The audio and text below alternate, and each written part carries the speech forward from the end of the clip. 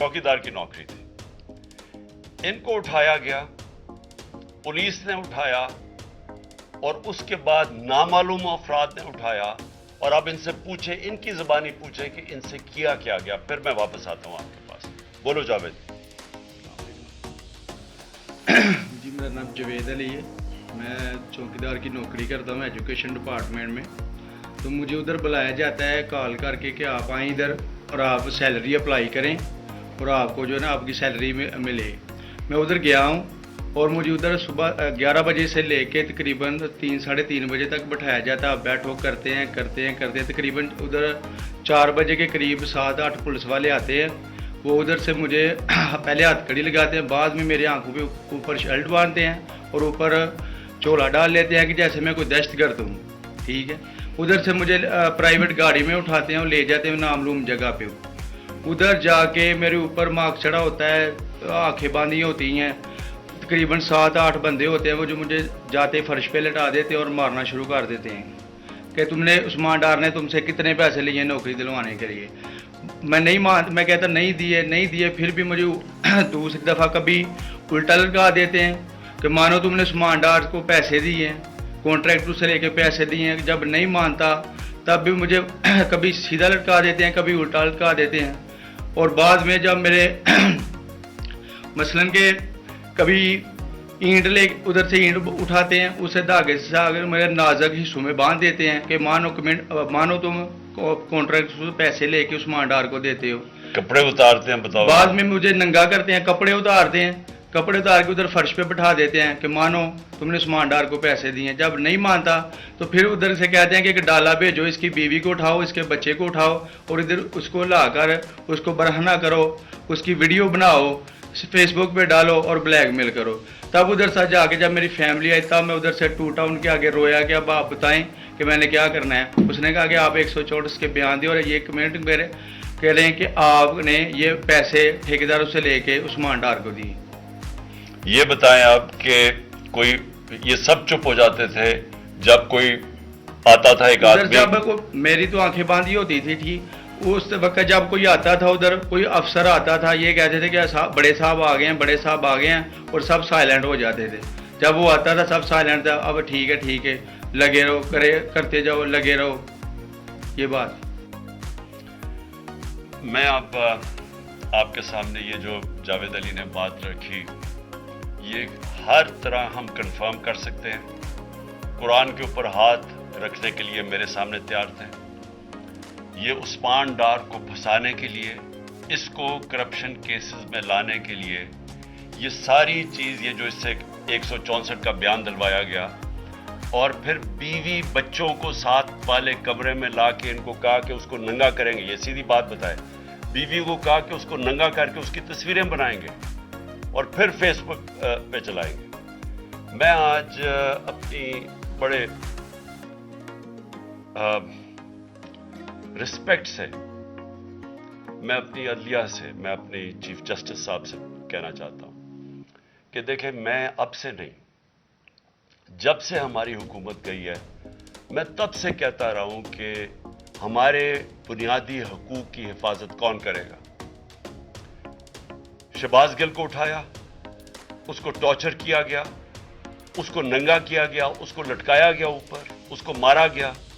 उससे बयान दिलवा रहे थे कि इमरान खान के खिलाफ स्टेटमेंट दो, जो इसको कह रहे थे उस्मान डार के खिलाफ स्टेटमेंट दो। उसको मैं तब भी, मैंने सिर्फ एक मेरे मुंह से निकल गई और गुस्से में निकल गई कि हम जिस जज ने उनको रिमांड दिलवाया था वापस, शहबाज गिल को वापस जेल में, जब वो टॉर्चर हुआ था, तो मैंने कहा कानूनी कार्रवाई करेंगे। मेरे ऊपर कंटेम्प्ट नोटिस किया गया, लेकिन कोई किसी ने एक कस्टोडियल टॉर्चर सारी दुनिया के अंदर मना है। कस्टोडियल टॉर्चर के ऊपर कुछ नहीं हुआ।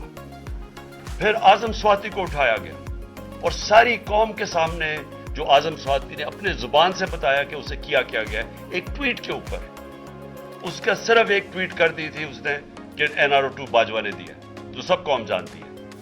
उसके ऊपर जो उससे किया गया, फिर वीडियो भेजी गई उसकी बीवी और उसकी बेटी को। ऐसी चीजें इस मुल्क की तारीख में कभी नहीं हुई। یا میں تو نہیں کبھی سنی تھی ایسی چیزیں. شاید دہشت گردوں سے ہوتی ہو, شاید کوئی باہر کے جاسوسوں سے ہوتی ہو, غداروں سے, لیکن اپنے شہریوں کو اس طرح کرنا اس ملک کی تاریخ میں کبھی نہیں ہوا. میں نے جب مجھے گولیاں لگی, میں نے تب چیف جسٹس صاحب کو پہلے مخاطب ہوا. میں نے کہا دیکھیں, جنہوں نے مجھے یہ قتل کرنے کی کوشش کیا وہ سارے اقتدار میں بیٹھے ہوئے ہیں. اس میں یہ جو ایک آدمی ڈرٹی ہیری جب سے جنرل باجوہ لے کے آیا یہاں, تب سے یہ تشدد شروع ہوا ہے. شہباز گل کا, اعظم سواتی کا, مجھے گولیاں لگی.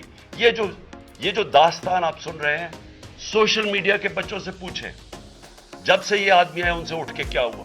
ان کو بند کمروں میں کپڑے اتارے گئے, ذلیل کیا گیا. ایک ماں باپ نے مجھے کال کی, انہوں نے کہا ابھی تک ان کا بیٹا نارمل نہیں ہوا.